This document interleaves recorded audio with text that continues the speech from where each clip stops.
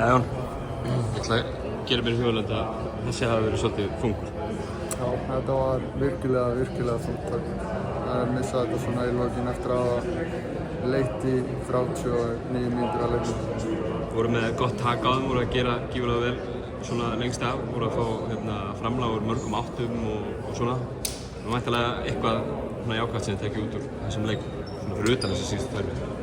Já, margt jákvæmt bara eins og í mörgum leikjum, en við þurfum bara að ná að klára þetta og ná þessum sigri, sko.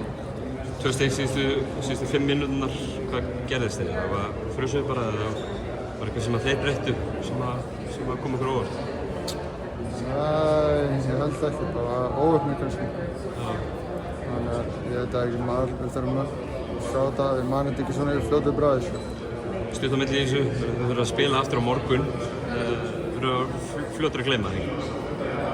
Jú, maður þarf dálítið bara að hugsa í kvöldans og koma sér upp á hótel og svona refókusa og það er ennþá 3 leikir eftir og við stefnum á að ná í okkar fyrsta sigur og spilum á móti Pólandi á einhverju æfingamóti og það gekk bara vel og þannig að við fyrir bara brattir inn í morgundaginn. Kæra þakki Jón og gangi ykkur vel á morgun. Takk fyrir.